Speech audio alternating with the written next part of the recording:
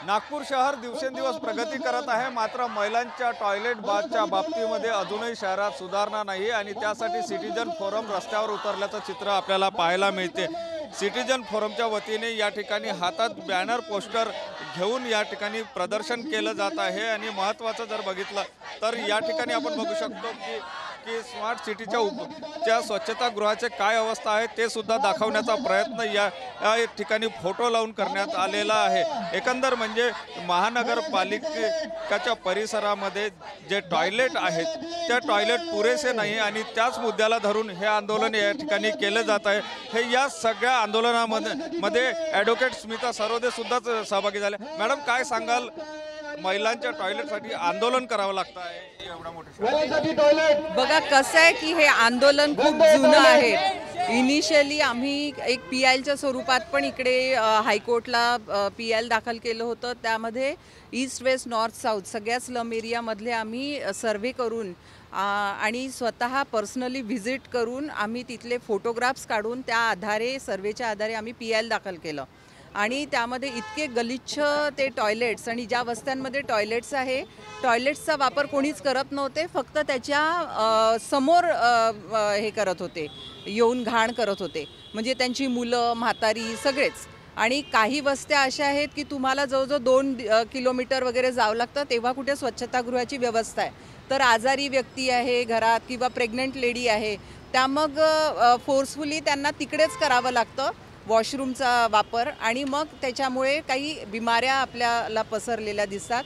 आणि ही जी नाग नदी आहे याच्यामध्ये डायरेक्ट यांनी पाईपलाईन सोडलेल्या आहे टॉयलेट्सच्या आणि त्याला पॅरलल जलवाहिनी आहे म्हणजे पिण्याच्या पाण्याची आणि इकडनं काही लीक असेल तर हे कंटॅमिनेशन होऊन हैजा वगैरे पण पसरलेलं त्यावेळी वस्त्यांमध्ये। त्यामुळे हे प्रॉब्लेम आरोग्याशी थेट संबंधित आहे। शहराचा विकास होताना एकीकडे दिसतो आहे, मात्र महिलांच्या सुरक्षेच्या दृष्टिकोनातून म्हणा किंवा महिलांच्या टॉयलेट समस्या जी आहे ती शहरात मोठ्या प्रमाणात, मग याकडे कसं लक्ष घेणार आता?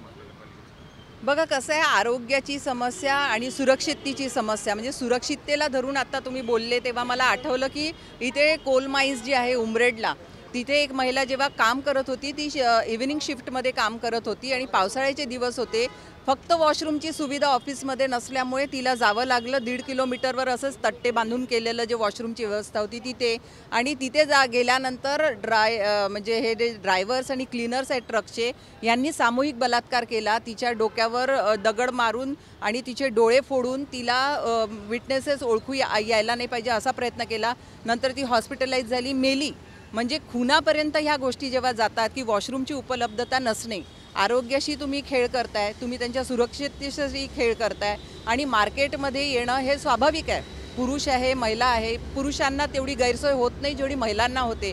त्यांच्या मासिक पाळीच्या दरम्यान पण ज्या उपलब्धता असायला पाहिजे सोयींच्या त्या नाही आहेत। जिथे पण स्वच्छतागृह आहे तुम्ही जाऊन बघा, डस्टबिन्स नाही, पाणी नाही, लाईटची व्यवस्था नाही। सर्वेच्या दरम्यान तर काही महिलांनी आम्हाला सांगितलं होतं की मी घटस्फोट घेणार जर नवऱ्यांनी घरी स्वच्छतागृहाची बांधलं नाही तर। नक्कीच या ठिकाणी जर आपण बघितलं तर महिला जे आहे त्या मोठ्या प्रमाणात सहभागी झालेल्या आहे। छोट्या बाळाला घेऊन सुद्धा महिला, काय ताई किती महत्त्वाचा मुद्दा आहे, तुम्ही छोट्याशा बाळाला घेऊन या ठिकाणी? जसा टॉयलेटचा विषय आहे तसाच फीडिंग रूमचा पण विषय आहे। माझ्या बाळाला घरी कोणी बघायला नाही म्हणून मी सोडून, माझी इच्छा असून पण मी कुठे फिरू शकत नाही। मी माझ्या एवढ्याच्या बाळाला कुठे सोडणार आहे? मला कुठे वॉशरूमला जायचं राहिलं तर बाळाला कोण बघेल अशी मला खूप भीती वाटते।